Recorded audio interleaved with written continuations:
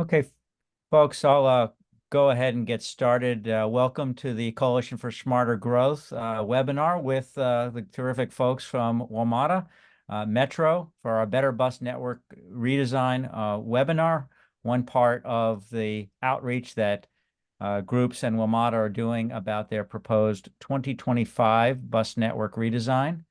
Ali, let's switch to the logistics real quickly for folks. I know we're 4 years into being Zoom veterans, but just a reminder to everybody, make sure your video is off. Make sure you have muted. Our team at CSG will try to keep people muted through it. On the Q&A, please submit for a question and answer. Please submit your questions in the chat. WMATA will be compiling the questions since they're the experts here on their new proposed bus network, and then we'll Did be mute. answering as many as possible. We will have closed captioning, right, Aisha? I think that's ready to go. And we'll also be recording today's presentation. That way you'll be able to see the recording, and we'll also post the presentation. So if there are no other questions, let's go back to the first slide, Ali, and I'll just do a quick intro. We've got, some veterans who followed Coalition for Smarter Growth and support us over the years, I see, who are attending, but also some new folks as well.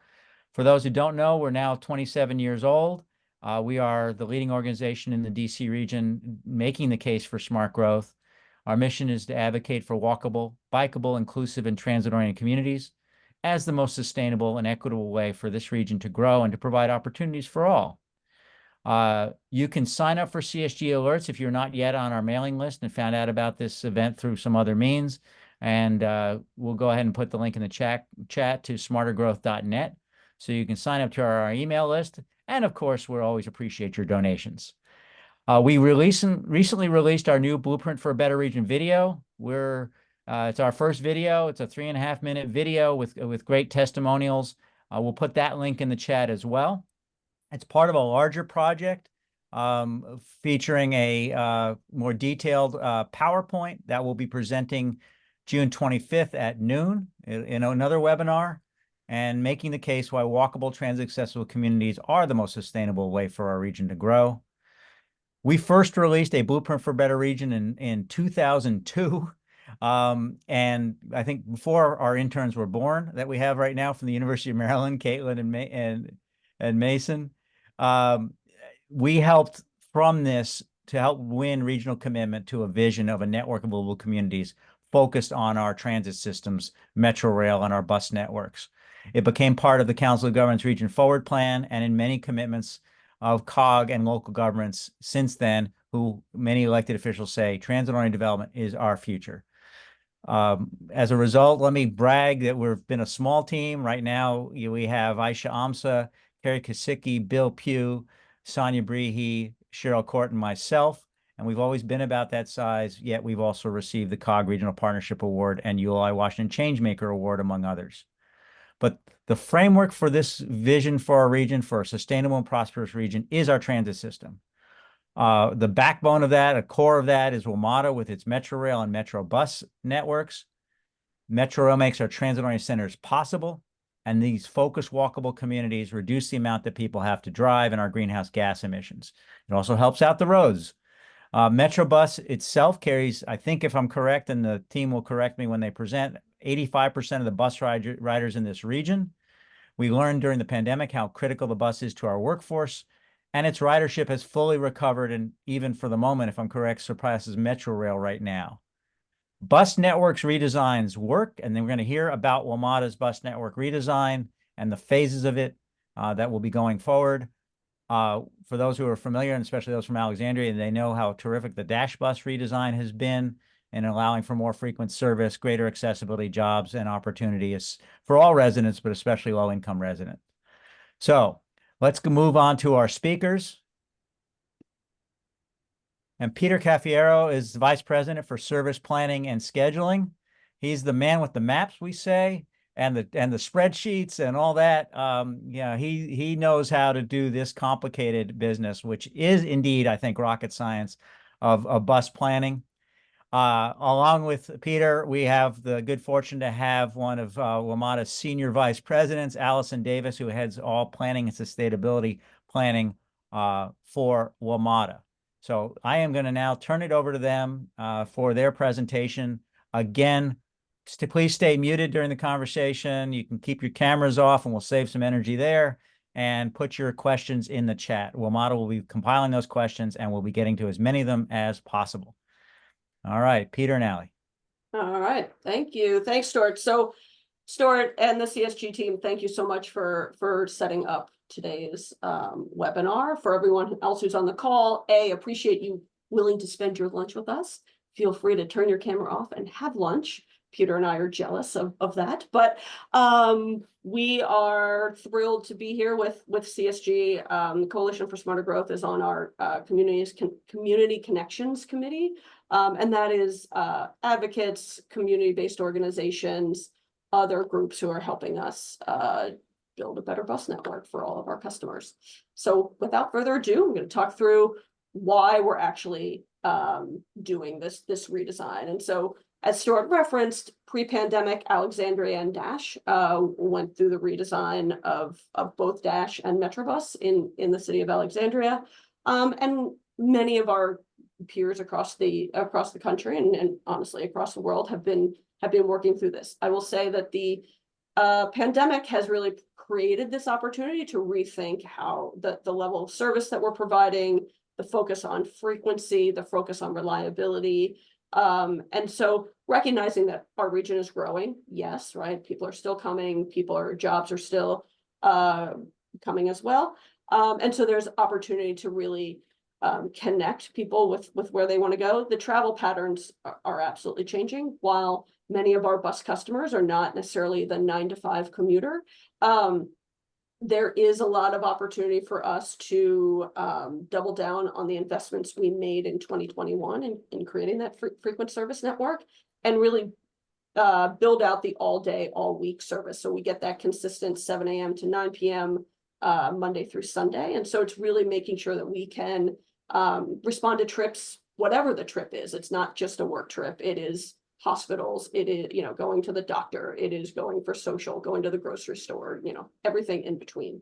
And then just finally, we really want to make sure that we're focused on the customer experience that's transferring between us and other providers, that's making sure that we're using the bus lanes and transit priority that our jurisdictions are putting out on the street, all of that. And then finally, we recognize resources are always limited. And Peter's going to talk through this a little bit more, but we really want to make sure that the resources that we're using to put out bus service, that we are carrying as many people as we can. So this is our third round of engagement. We were first out in the fall of 22, really talking to you about priorities, gaps, those opportunities. And we heard, we got about 6,500 survey responses that really helped us understand, are people willing to transfer, maybe walk or roll a little bit further to a bus stop to get a more frequent bus, that sort of thing. Then last year we were out with our visionary network, and that's really setting the stage for where we want to go in the future. We got a lot of feedback, 8,000 comments. We reviewed them all and revised our visionary network. So that set, where we want to go in the future. From there, we were able to bring it down to the resources that we have available. And so that's what we're presenting today, right? So that's saying no more resources than what we're operating today. How do we, push forward on frequency, maybe move forward on reliability? The places that maybe had really long routes, do we need to split those in half to better serve customers and have a more reliable service?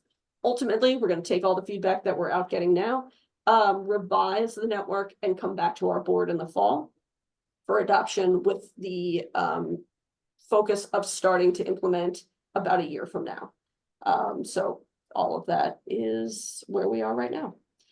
So that proposed better bus network, we get, as I indicated, we anticipate attracting more customers every day using that same level of resources. So that really draws on the efficiency argument.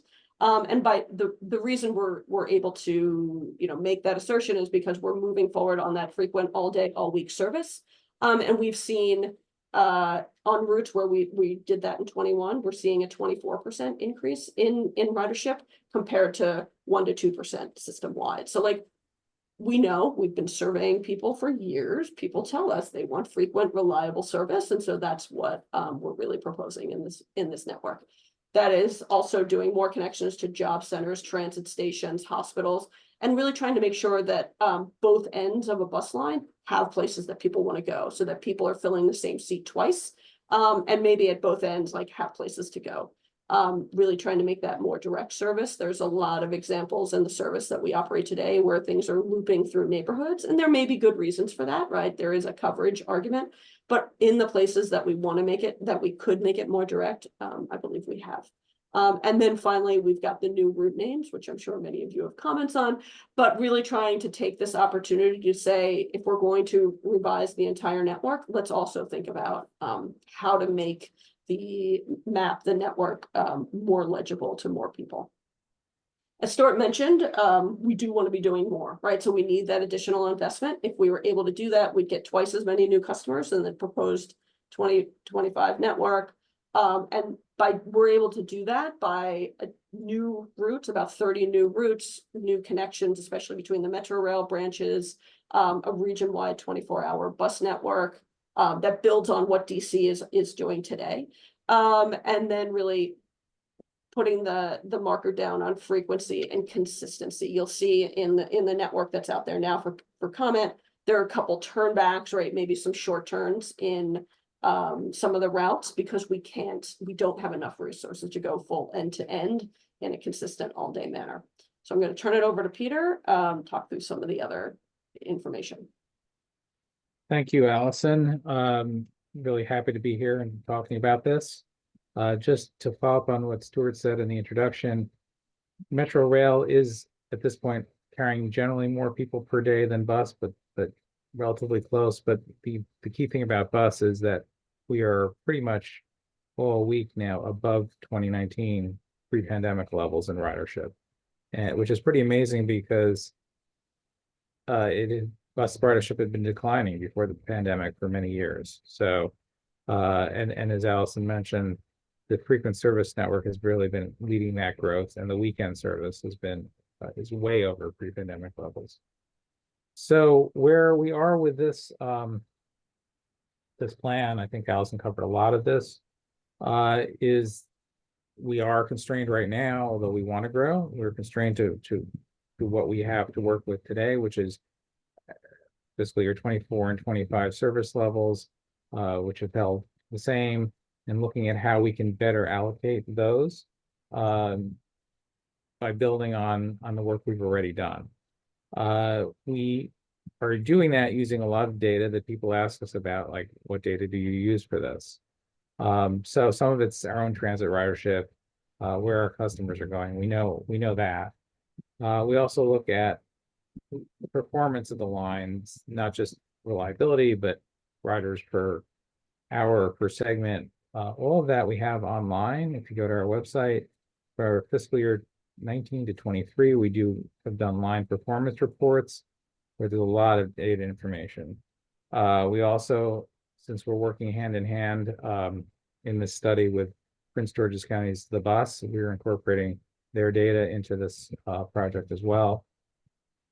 We also have been using what's called location-based data. That's basically tracking around everybody's cell phones.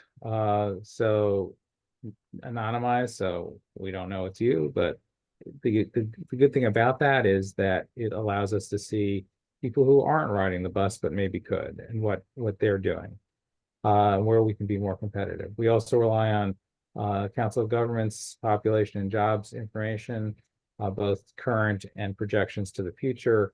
We've had surveyed our own customers numerous times. We've had many comments from the previous rounds of outreach that we've done for this as well. And there's also census and American Community Survey. All of that then gets wrapped into this proposal. And then we've added, I think Allison mentioned this, 3 new things, looking at bus stops, looking at route names. And if you were with us in the previous round in the Visionary Network, we didn't identify which operator in the region would run all these routes, because we didn't want to we wanted to first find out where routes needed to be before we worried about the inside baseball who would run it. But now, since this plan is something that needs to actually be implemented over the next year or so, we now identify the operators. Next slide. So we did have to make trade-offs, as Allison mentioned, and what we wanted to do was really emphasize as much of what we could that was really well received in our first round of outreach, as well as in our 2021 investments in frequent service. But we couldn't do that everywhere. So, we tried to emphasize consistent level 7 days a week, but weren't always able to do that. If we had to make trade-offs, we emphasized improvements in what we call equity focused communities, areas that are generally more low income or higher minority compared to the population as a whole, and really straightening out some of the crazy twisty routings that we have. I'll talk to some of that later. That does mean that we weren't able to do everything we talked about last time yet, but we still want to in the future. In some cases, we had to do some reductions in areas that were very low utilized. And in some cases, customers will have to some additional walk to get to a bus stop, either because of the bus stop changes or because we've consolidated routes on a single street instead of multiple streets. Next. I also wanted, before I get into examples, did want to mention, I talked about the operators that we identified. As you can see, as we go through some of these maps coming up, this is a complicated process. We've been spending a lot of time going through everybody's comments. Then we had to draw all these graphics, prepare this presentation, translate it, get computer trip planners produced, all that stuff. So we actually stopped working on this network in February. This is the proposal you see now. And we were still operating under the agreements we had with all the jurisdictions about how to treat the local operator in those cases. Subsequent to that, the Mayor Bowser proposed discontinuing subcirculator. So clearly that's a next step that has to be addressed in this, but right now the plan you'll see assumes circulator is still there. So we would love to hear people's comments and thoughts on that, and as well as everything else.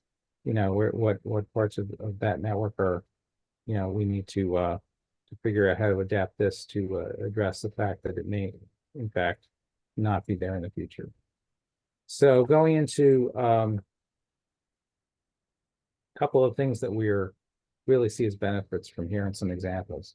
So we see this is primarily, the first thing is to better connect the region and improve access, and particularly access for people who really need access to hospitals, colleges, grocery stores. It's people without cars, people with lower income minorities. We're certainly trying to attract everyone. We'd like to get people out of cars too, but as I said, if we had to make some choices, we were really leaning into access where it was most critical. Access to jobs, there'll be in this network about 12,000 more jobs within 60 minutes of people on transit.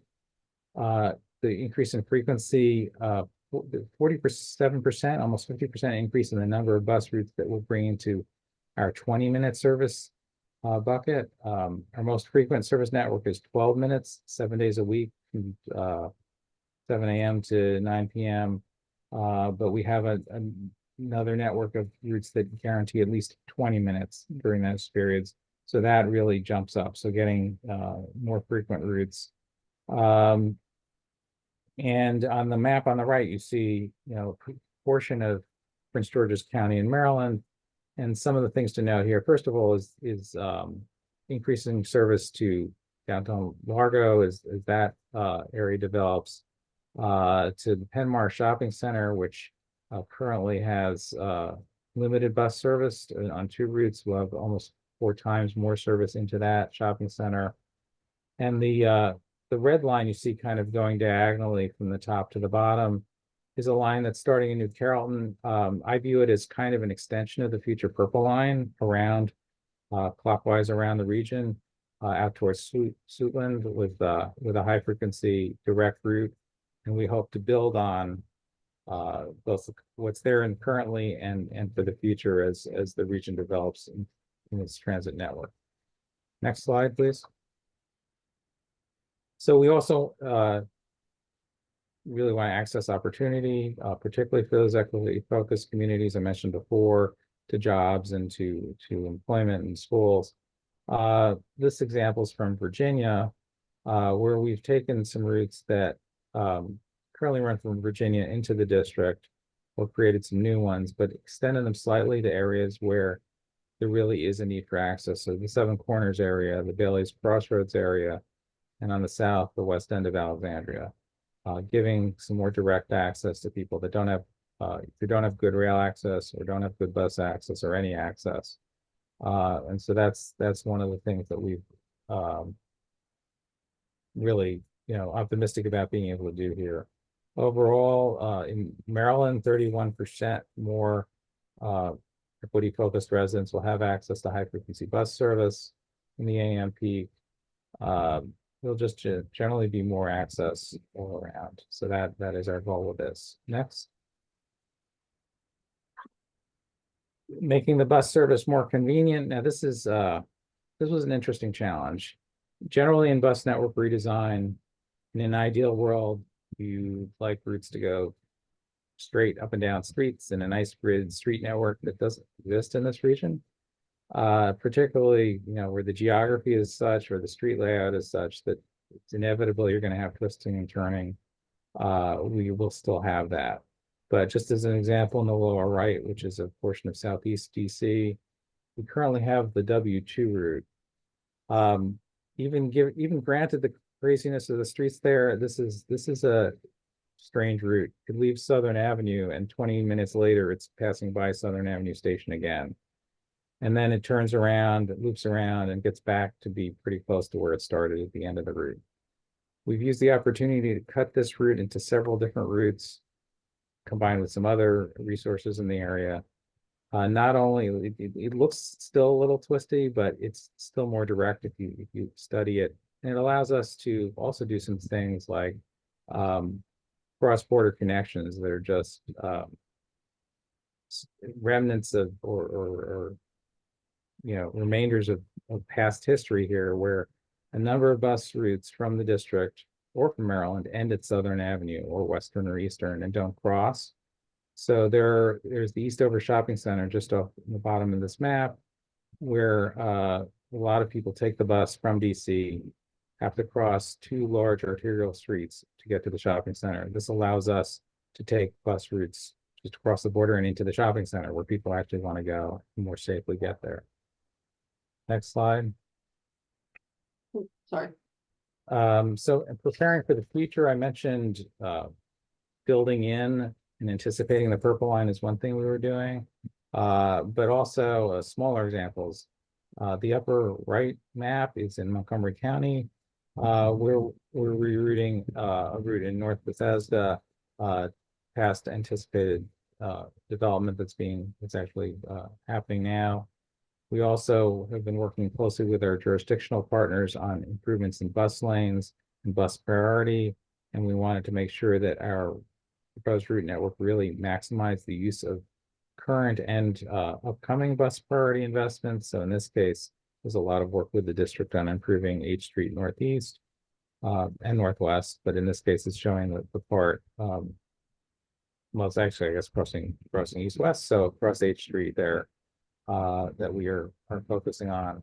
So it's planned growth, the dedicated bus lanes, and making sure this was scalable up to our visionary network. We didn't want to be coming back in 2 years and saying, well, we got to change everything again because stuff happened. We wanted to set up a framework that we can build upon over the next few years. Next slide. Allison mentioned the renaming. So our current bus route namings in Metrobus are an amalgam of 4 different predecessor companies, maybe some more that were blended in before. Unchanged, but not necessarily followed over the years. So even they are not consistent with their old rules. Some of these routes date back to when the routes were streetcars in 1936, which is not the most relevant information for our riders today.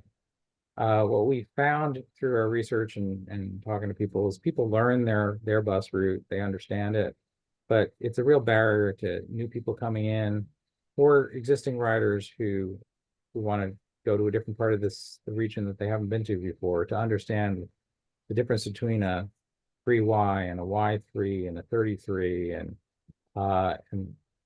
where those things are going. There's not much information there. So we did a lot of market research. We discovered that the easiest combination for people to remember was a letter number combination, where the letter gave some information on where the route was going and the numbers as well. So our proposal is to use the first letter to indicate generally the area of the region that we're operating in. So M for Montgomery, P for Prince George's, etc.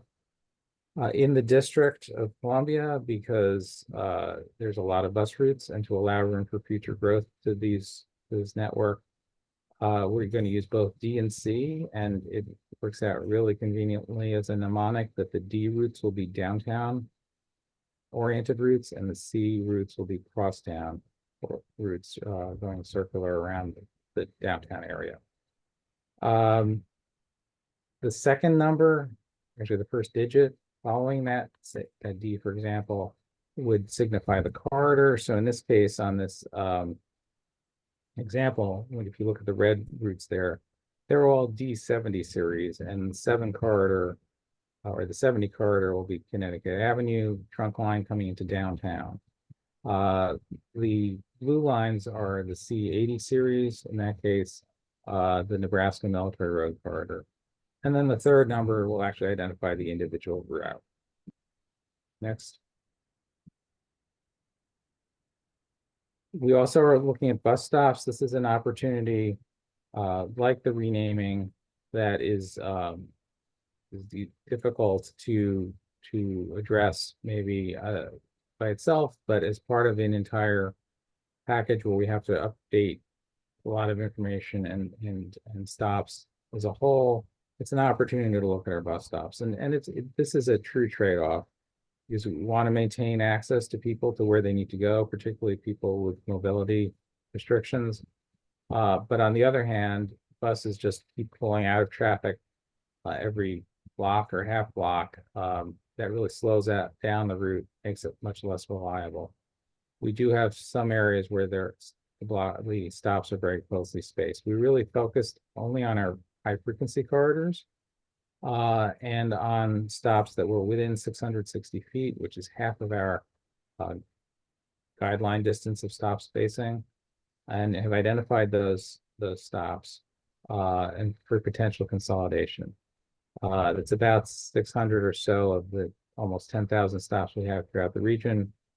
We have tried as best we can to see if there were other reasons we should keep those stops. There was one example that sticks in my mind of stops that are very close together, but on either side of a bridge, and there's no sidewalk on the road bridge. So we're clearly not going to expect customers to walk in the middle of the street to get to the next stop. But we do want feedback from the public on individual stops. There's certainly things that we could have missed in looking at that, and want to look at this further. Next slide. I think I go back to Allie. All right, so I see there are some questions in the chat. Pete, please feel free. We've got a couple slides left, and then we're happy to answer questions. So we've got multiple. So we our engagement period runs from May 13th through July 15th. And we are doing things like this, like webinars with our community partners, as well as we've got discovery days happening. So we've got 3. One is coming up tomorrow, actually, in Virginia. Next week is in DC on Thursday, and then the following, I believe it's Wednesday, for Maryland. So those will be larger workshops, and then we're also having public hearings. So there you can, but don't have to, can provide comment that way. But all of the comments that are in the tools online, if you submit a letter, all of that is considered the public comment. So just noting that you don't actually have to go in person for that. we're also doing pop-ups, right, to really try to engage people who may not have heard about the project and what we're proposing. So we're out at transit stations and the like to really engage people, especially our bus customers. And then finally, we're using ride-alongs to go to really where bus customers are, because we're actually on board the bus talking to people. But we are using that to be on the routes that are both high change and areas where we're not seeing a lot of comments online. There are definitely places in the region where, you know, people have a lot going on and may not have the resources or the means to hear about this and be able to engage. So we want to make sure that we really do try to hear from everyone. So like I said, those public hearings and discovery days. Oh, I was right. It is Wednesday, the 26th. So these are the 3 that are coming up. And then we also have 2 virtual public hearings that you can either call in or attach by video. So that discovery day, it's really where we want to do the interactive stations, come ask questions, really engage with Peter, myself, our teams, a lot of different people will be there. And then of course we have some swag for people who do show up. So hopefully you can make one of those. But then again, feel free to do this from the confines of your living room or on your bus ride today, but you can get on, explore the state maps, and I can see from some of the questions that many of you already have, and I appreciate that. But making sure that you see the route profiles. We've also elevated to talk about neighborhoods and what is changing in a neighborhood perspective, and then give some information about the new route names and the bus stop consolidation. So again, you can comment using the interactive map, and we've got a couple thousand on there already. And we commit to reading every single one of them.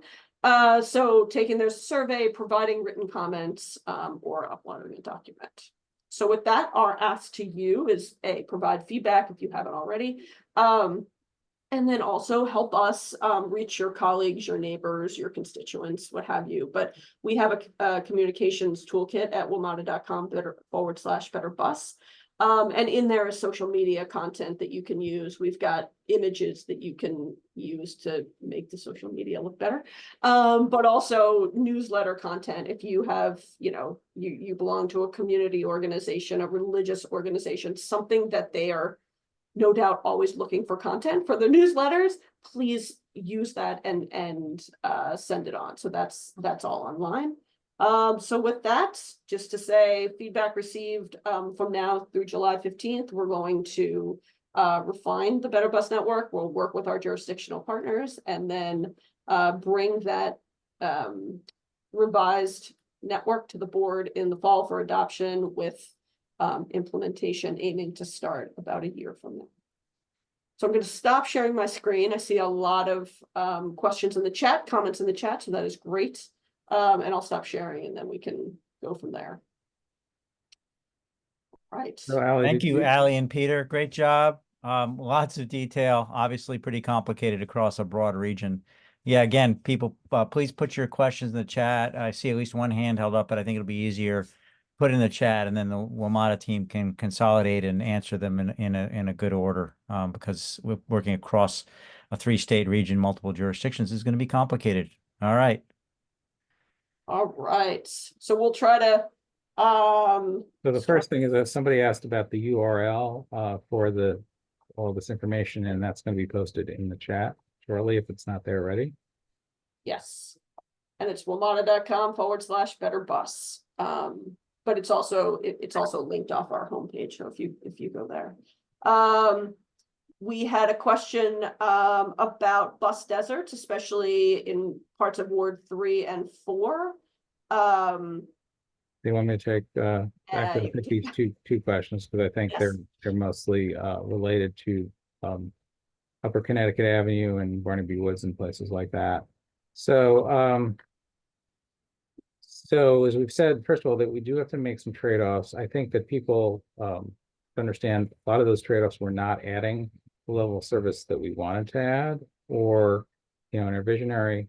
So for example, in Barnaby Woods, there is a weekday only service, the M4, which is there now. Our long-term plan is that would be a full-time service. But we don't have the resources now to make that happen. We're actually expanding it in terms of where it goes during rush hours, all the way down into Palisades and back down to Foggy Bottom. In terms of the E4, which is the Nebraska Military Road crosstown, the challenge it has is when it goes into that neighborhood on McKinley, that is inexplicably to me, a two-way street with essentially one lane of movable traffic, parking on both sides of the street. And it's a safety issue and a reliability issue for our buses trying to pass cars coming the other direction or buses coming the other direction. So wanting to really invest in the crosstown corridors and make sure they connect to major destinations for all people throughout the city, we felt that investing right now in that route going down Nebraska, which doesn't have much service and no weekend service, but goes over, still connects to the Red Line, passes American University, and ends up at Sibley Hospital, was something we really wanted to. We think that's a really key link in the network that doesn't exist today. And the branch, we're keeping a branch to Friendship Heights, but we moved it off of McKinley and keeping it on Military as far as Connecticut. And given the resources, we're not able right now to have that service operate on weekends. But again, that was a trade-off. We certainly appreciate comments on that as we refine this further. I'm not sure when you mentioned in general. Okay, so Ward 3 and 4, you're talking about that area, right? So I'm sure there are examples throughout the region like that, though, and we had similar discussions about all of those. All right, so is there a plan for a GIS viewer that would allow users to turn on and off specific routes? The current PDFs make it really difficult to understand how individual routes overlap with one another. And so right now on the Better Bus Network, or on the Better Bus website, we have a trip planner, right? So you can put in your origin and destination and see the different routes, and it compares at certain times of the day or week with what is there today. So that helps kind of better understand those options. We also have those route profiles. We have the neighborhood profiles to kind of understand at a neighborhood level where maybe the route that you took is no longer on street X, but you can see that it has moved over to, an adjacent street or somewhere to better understand those connections. So it is something that I think we can take in as we think about when we implement this, what are the tools for people to really better understand the opportunities when there is the final network, but what you have today is what we were able to do with the resources that we have. All right. Next question is, could you dig more deeply into proposed service changes that will impact transit routes that serve Alexandria? I can take that. So Alexandria, as many of you probably know, and as I think Allison mentioned earlier on, did its own bus network redesign. It started pre-pandemic, was implemented, but post-pandemic called the Transit Vision. That was led by Dash in the city of Alexandria, but we actively participated in it. So as we went through the region looking at all of the jurisdictions, that was one where we didn't anticipate major changes within there. We weren't going to change that around again. But we looked at connections exiting and entering Alexandria. So there's a couple of things in particular that I would highlight. Except my notes just disappeared from the page, so I'll try to remember this. But there's connections basically coming down King Street from the Shirlington area that are, you can see the road right now from the bus, but you can't get into Alexandria with it, and so we think that's a real positive. We have a new service that I pointed out in that slide on access to opportunities from the West End, the proposed West End Transitway routing going straight into the district and actually not winding through the Pentagon as some routes do, and that adds a lot of time to it. We have definitely an improved crosstown or cross-county Arlington routing that will come down into, start at Tyson's Corner at one end, and at the other end is Potomac Yards. And in between basically avoids what the current route does, which is spend about 25 minutes looping into the Shirlington Transit Center and back out again, where plenty of other buses do that as well. So this will definitely be an improvement in that corridor. So those are some of the examples. All right, next question is, my work focus is on DC older adult transportation options, especially in wards 7 and 8. And how will you work with those who are not easily online or have trouble getting to public events? So honestly, there are a couple things, right? So we've got the discovery days, we've got the pop-ups at transit centers, but by holding this and having, I'm not sure actually who posed that question, I don't have names, but by having you on, you and other people in the region who have similar jobs, it's getting the information to you so that you can help those seniors that you work with be able to contribute, right? So, you know, some organizations we've known have had, you know, they've set up the website at their place and they have people coming to there, and they're able to talk through and collect comments and put them in, right? There are a couple of different ways you can do it, but we can't be everywhere. So we're looking to you to kind of help extend the reach. And so I appreciate anything you can do with that to make that happen.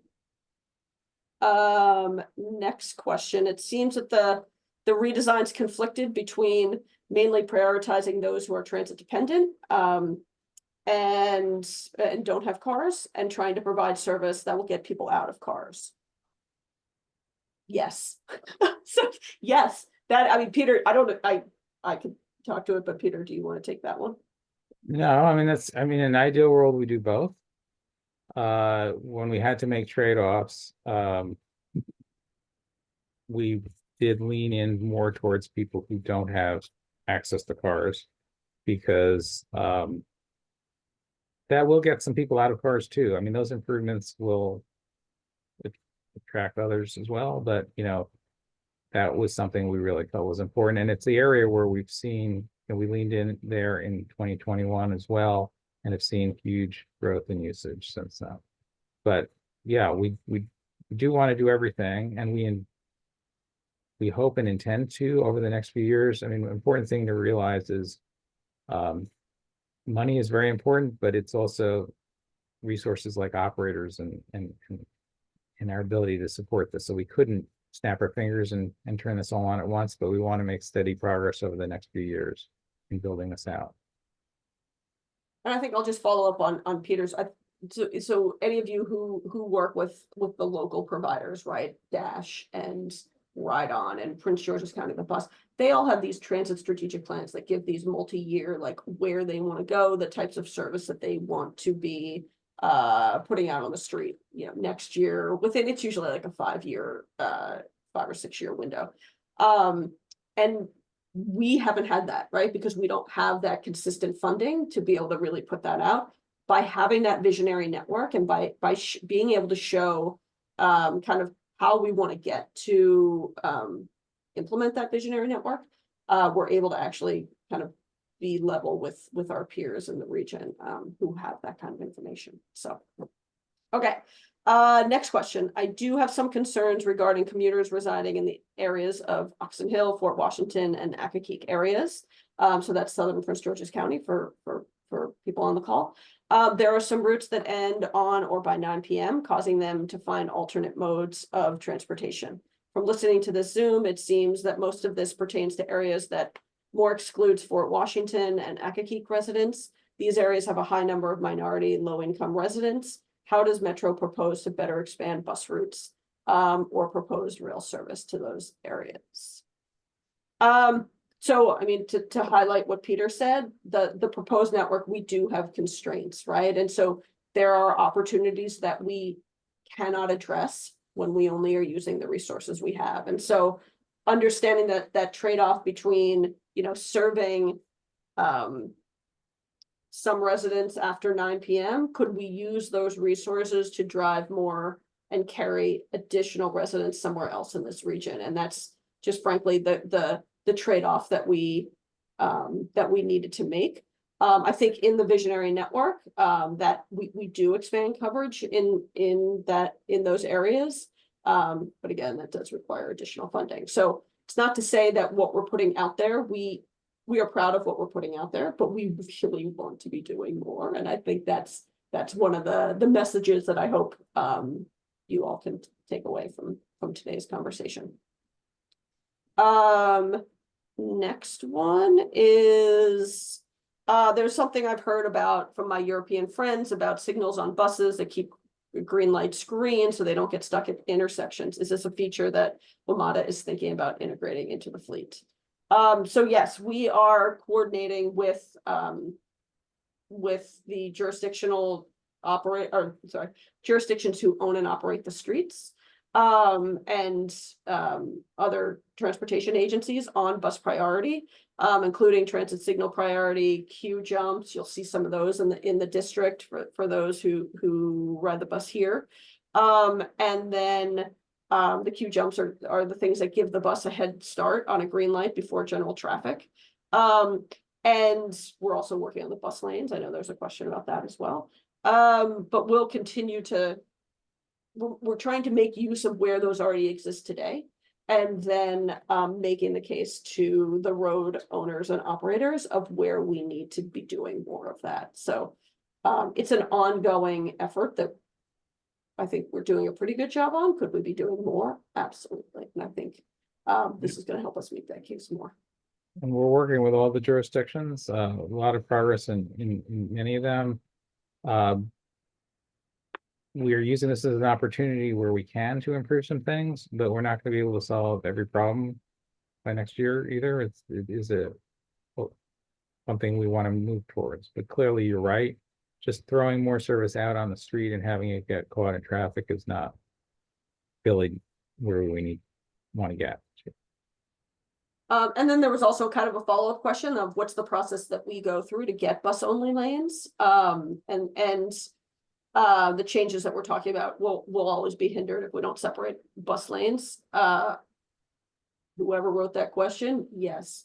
So that is something that we would love, your collective help. I know CSG has done a lot of work at pushing out when DC, when Maryland, when Virginia, when projects are up and being discussed by elected officials, really making. Because I will say the car drivers are going to show up and talk about parking and the need for not having that curb lane because it needs to be parking, right? So having everyone who is a bus rider and bus supporter show up and make the case that it's really important for bus customers to have those red bus lanes, to have transit signal priority. Like, we need your help to make that happen. And so it's an ongoing challenge, but I think we're making headways. We launched clear lanes earlier this year in the district to be able to have the automated traffic enforcement with cameras on board our buses in the red bus lanes and bus stops.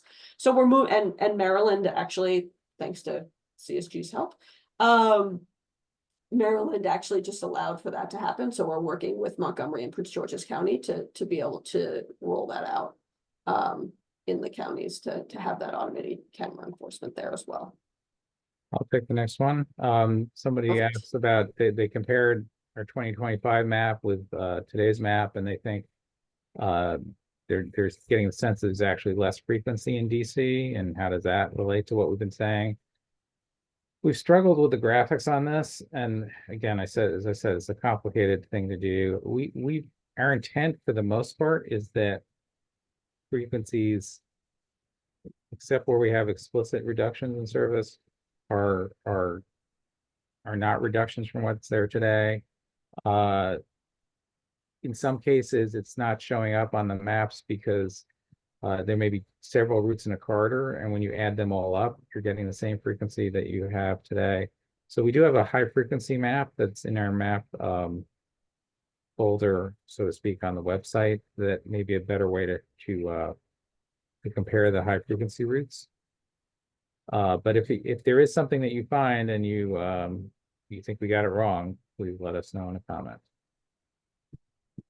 We've got a couple of questions on how how Metro through the Better Bus Network redesign have coordinated with our local providers. So that's with DC and Circulator, Prince George's County, any of the Virginia jurisdictions as well. So when we first started scoping this a while ago, I don't want to admit how long ago it was, but we had conversations with each lead of the main director, executive director, what have you, of the each provider, and said, we're doing this, like many of them have been asking us to do it for a while. How do you want to be involved? Obviously, you're a funder of Metro. You will be at the table about the Metro bus routes. How do you want us to coordinate with your local operator? And so Prince George's County and Q in the city of Fairfax both said, like, let's redesign together. We will do better if we do this together.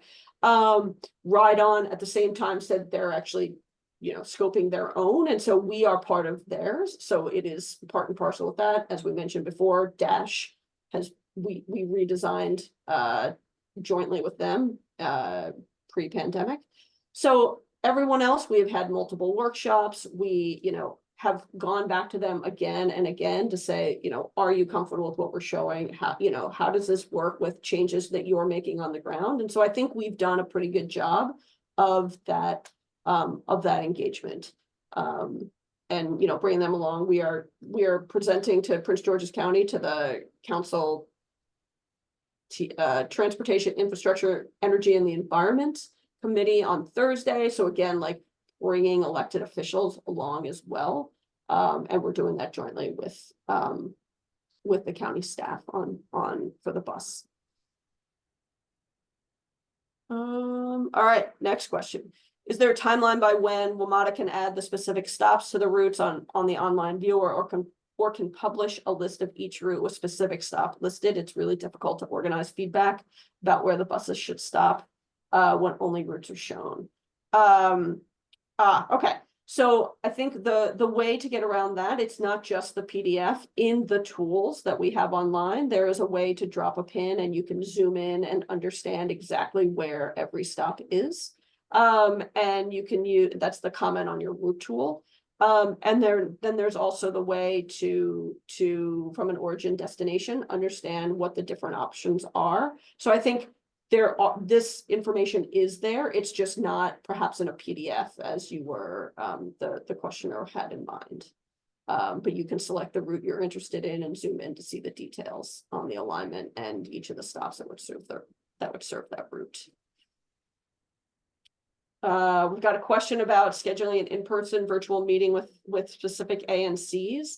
Unfortunately, we're not resourced to do that. For every ANC, we would need to be, there are more ANCs than we have that capacity. What we are doing is working with the office of each council member to, and we're doing this not only in the district, but across the region, to offer the opportunity to co-host a similar event to this. It could be in person, it could be virtual.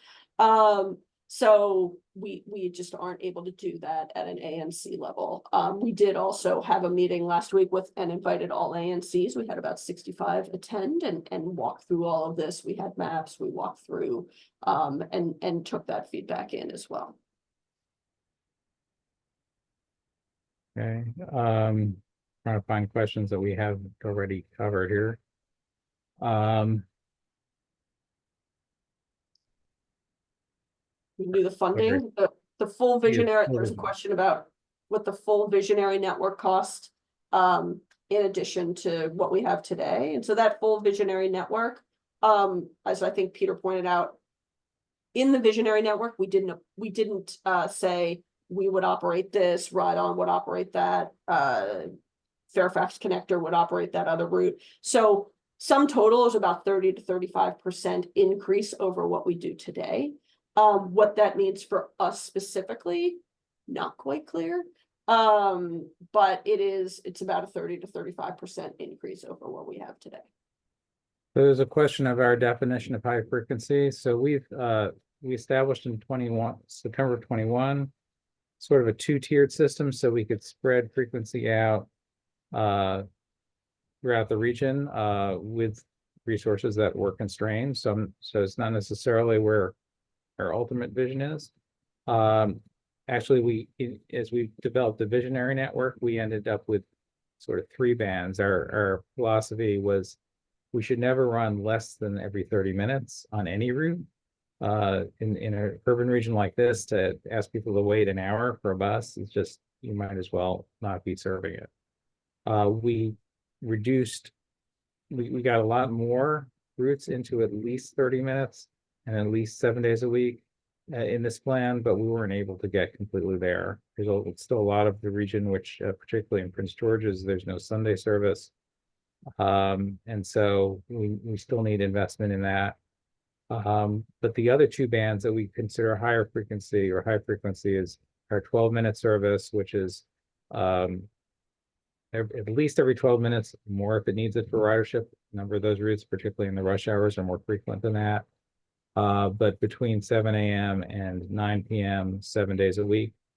And the second band is 20 minutes frequency at least in the same time period. Doesn't mean it shuts down at 9. In fact, in the district, the 12-minute frequency routes were the basis for our 24-hour routes. And so now they go after 9 o'clock from 9 p.m. to 7 a.m. They're at least every 20 minutes during that period all night long. So, and a lot of the other routes outside the district will still go to 2 in the morning, for example, on service. There was a question about the new route using the Beltway between Tysons and Bethesda. So that's in our visionary network, that is in there, and I think it's in there as all day, all week. In the immediate term, Fairfax Connector received some funding from the Commonwealth to operate peak only service. I don't know when it is slated to open. I know we've talked about that, about where it would, where it would serve in Bethesda and all of that, but I don't know. I have not heard opening date for that. I don't know if Peter, you've And that's an example of, I mean, it got a lot of positive feedback in our visionary round. Another one that got a lot of positive feedback was extending more of the routes across Western Avenue from the district into Bethesda. We could, there were other things we had to tackle first. So one thing I didn't talk about, but the Fort Lincoln neighborhood in Northeast, high density, lower income residential, but also lots of shopping, retail, currently only has one bus route that just runs over to the Red Line station. We expanded a number of route opportunities from there to get downtown, to get to Washington Hospital, and to get just across the Anacostia River in Northeast Corridor to Deanwood, which you can, if you're a bird, you can fly it very quickly, but otherwise it's almost impossible to get there. So to invest in those, we weren't able to do some of these other things yet, but we still want to do that. All right. Thank you, guys. Got a couple quick charges for everybody before we leave. You can give virtual thanks and claps for our two speakers, Ali and Peter from WMATA. We put lots of links during the chat. Be sure to review the network and share your comments with WMATA, but also share it with your friends, the organizations you work with, especially if you serve clients who may be bus riders. Let's help get the information out and get all the comment in, because people who know their routes know, and neighborhoods, they know them best. Join us in supporting more funding for transit. You heard that doing the full visionary network will cost more. Transit should be our first priority. As I noted, there is a DMV Moves task force to create a regional integrated transit vision, a modern updated vision, and move to finding the dedicated funding transit deserves. Heard a lot today about dedicated bus lanes. Absolutely, we need dedicated bus lanes, and that means convincing the highway agencies to convert existing lanes. Finally, join us at CSG at June 25th for our 12 noon webinar about our blueprint for a better region, how we make it all work together, integrating transit with a smart growth and equitable vision for the future. And that's what we have for today. We will have the recording and presentations available to everybody. And thank you all for taking time out of your days to join us today. Take care. Thank you. Thank you.